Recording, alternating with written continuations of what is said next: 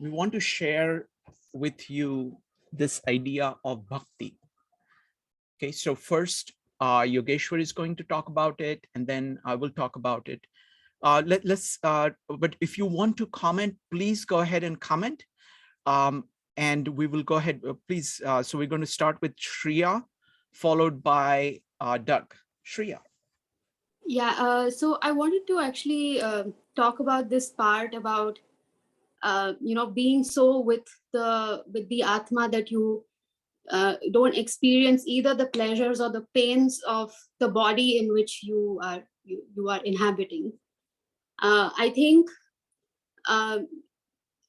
sometimes when you are in pain, it can be very difficult to step away from that pain and just be, in that state where you are separate from your body, because it is a state that forces you so much to be in your body.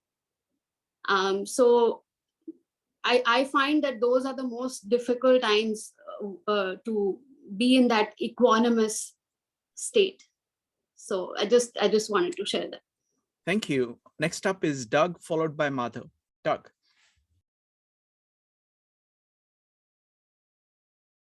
Doug, you need to unmute. Yeah, I wasn't clicking. I'm sorry for some reason.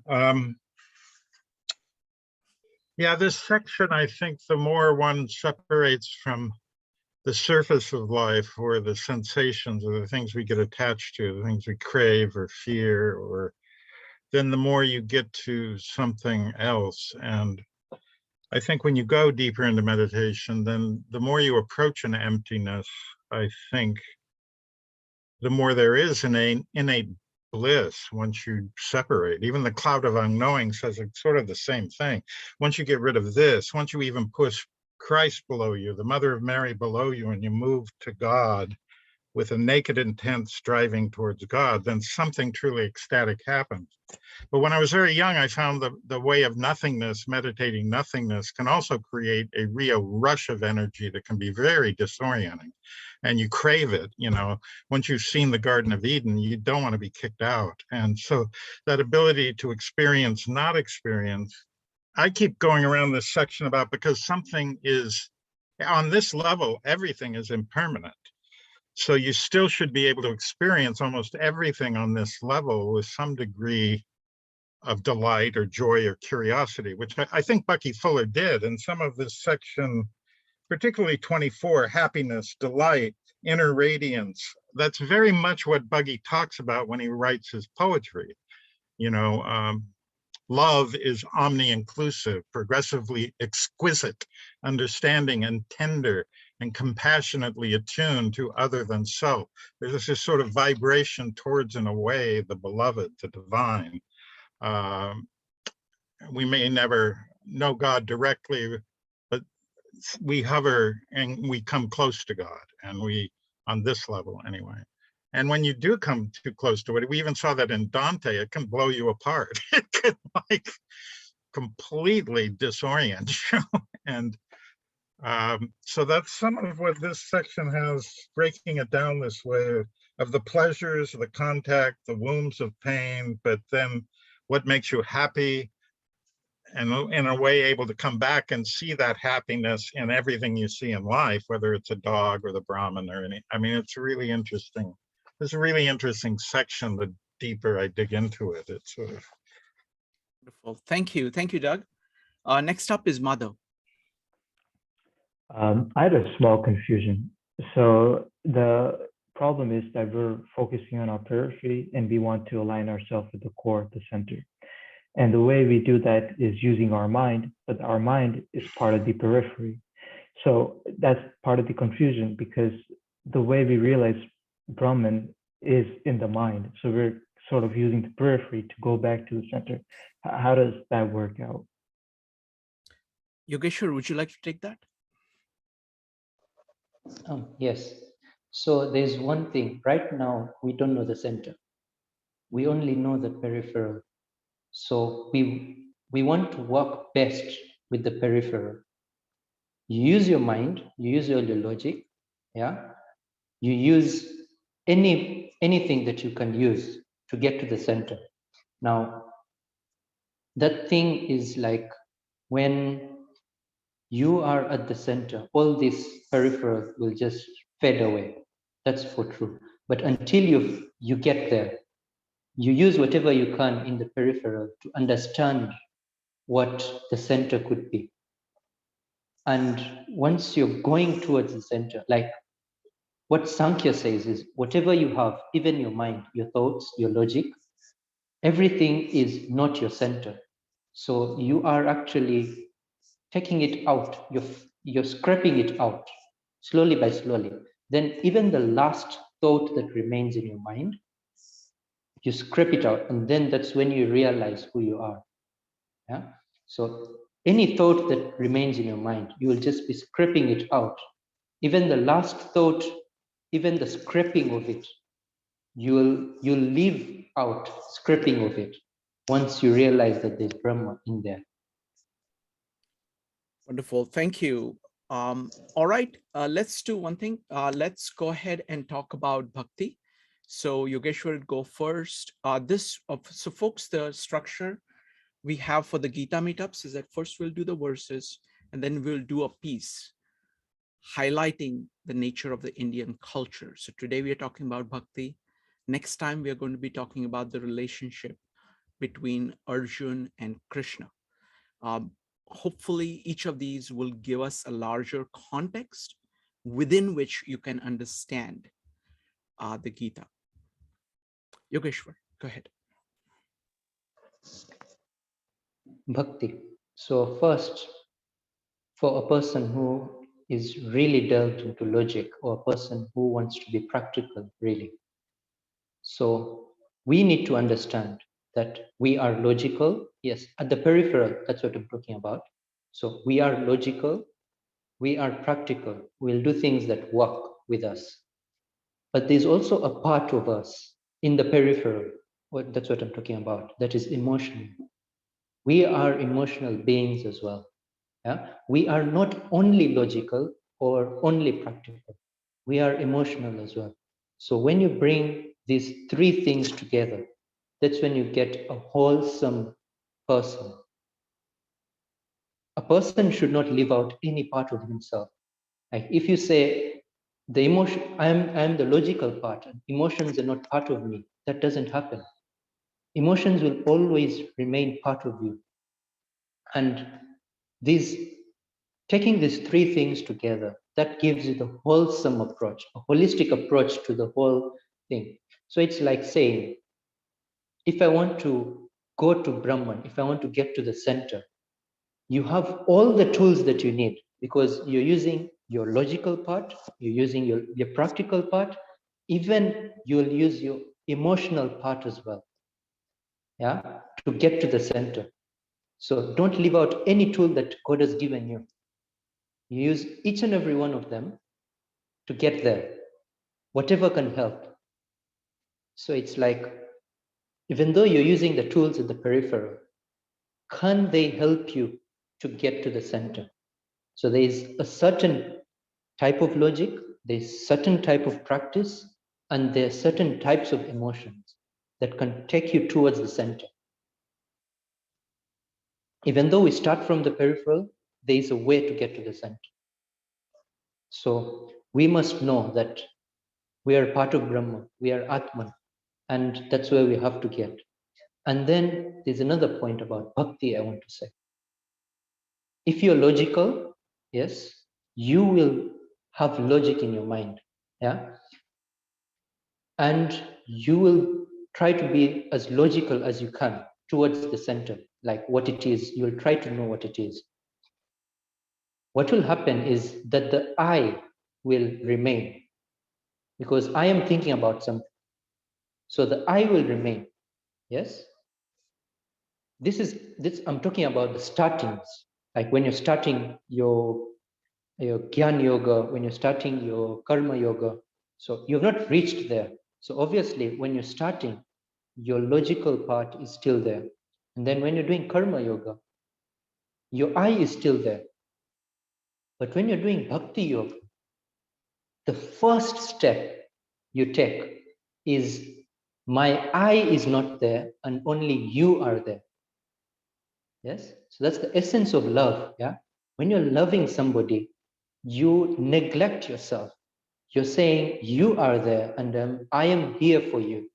So the I part, the ego that we talk about, it's the first thing to leave. You should first leave that aside and then you enter Bhakti. Yeah, so that's one important part of love that we can talk about. And love, in a way, yeah, it is something that you cannot talk about in full length, because if you could say that um, when a person not only talking about love, because when a person is seated with a person he loves, yeah, even though you just have your hands together, it's enough for you to feel the love. And it's a feeling. You don't think about it. When you think about it, it dies away. You just feel it. And it comes into you, it absorbs you, and only Brahman remains. So that's another way of doing a practice. Yeah.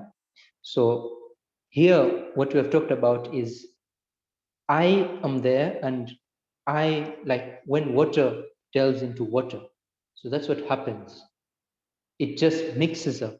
You're just one with Brahma in Bhakti.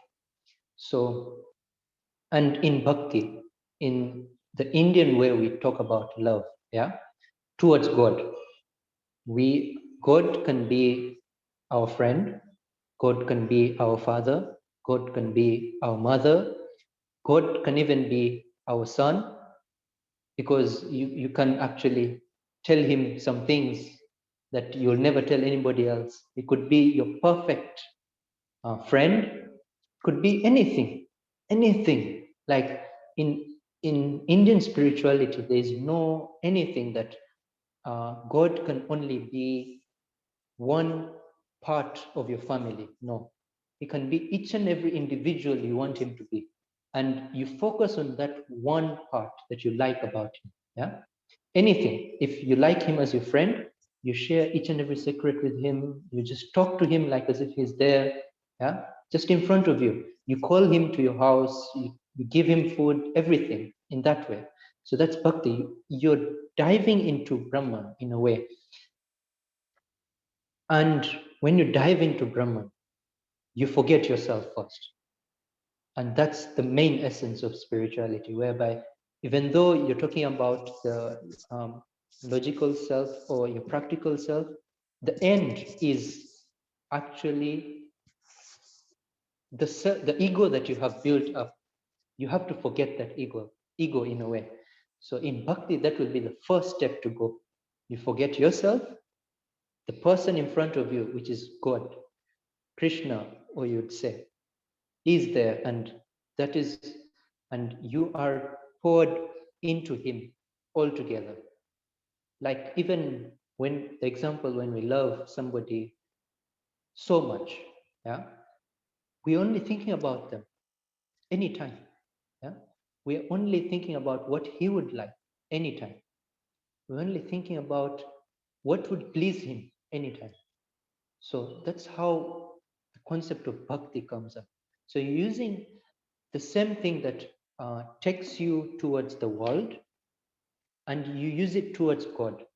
And in a way, because losing yourself is such a big thing, even through jnana yoga or karma yoga, when you lose yourself, it's actually a thing that it's like, when you're dying, you're so scared because what I have identified with as the body, I will not be. So you're scared because I'll have to leave this body. But in love, in bhakti, what happens is that you're so welcome to the idea that I will leave my body because I'm getting the love, I'm seeing the love that I'll get. Yeah? You are not attached to the body in a way. So when you're doing bhakti, all this happens. It's not that you'll keep attached to your body. Detachment from your body will happen, but it's all automatic. That's the way of bhakti yoga.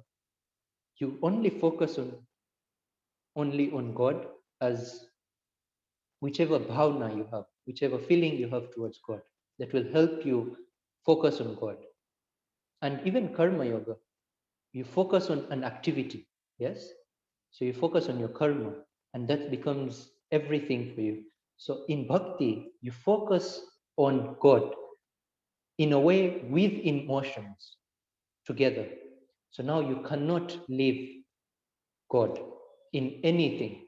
Yeah? You keep him with you.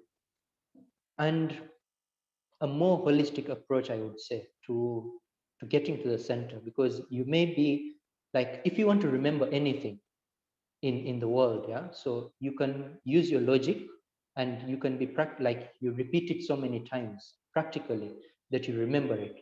But there's one part, if you're emotionally attached to that thing, yeah, you'll remember it just reciting it once,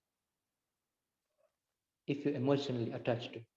So that's what happens with bhakti yoga. You're so emotionally attached to God that even one glimpse, it just stays the whole life. Wow, excellent. Thank you. Thank you, Yogeshwar. So what I'm going to do is I'm going to take a song and I'm going to describe the lyrics to you first, and then I'm going to try to sing it. I can't sing, but I'm going to try to sing. Okay, so this is a song. This is a Indian classical song in Rag Bhairavi. It starts by saying, Tuma ajana Bhagavan. It means, the person is saying to God, you come. Okay, you come now. Okay, now the beautiful thing about it is that it starts by being an invitation. It is also pleading. It is also a demand. The emotions go from, vary from pleading to demand to sadness that he's not there, anticipation of the joy when he's going to come. It just goes through the entire gamut of emotions. So Tuma ajana Bhagavan. So you come to me. And it says, Main dwar khol kar baitha hu. It means I'm sitting here with my door open. So my heart is open, my mind is open, my door is open. Come. Tere bina mana mandira mera. So without you, mana mandira, that's a beautiful word. That means the temple of my consciousness is hai pada. It's basically what he's saying is that the temple of my mind is desolate without you. Okay, so that, and then so that is the main part, and then there I'm going to do only one of the following parts. It says Rita puja ki yaad nahi hai. So I don't remember the proper rituals. Okay, kya chadau prasad nahi hai. Now, what can I offer you? Because I don't have anything to offer you. Okay, so he's saying, look, I don't know rituals. I don't have any offerings. Okay, and then he says, Tumaho data, mai ho bhikari. Because everything is God's, Brahma is everything. What can you give Brahma? Okay, it's everything. So, Tumaho data, mai ho bhikari. Kya diyu? My balidan. What can I sacrifice? The thing is that he is actually just is focusing on God. There is nothing more. And he's saying, come now. Okay, so that's what it is.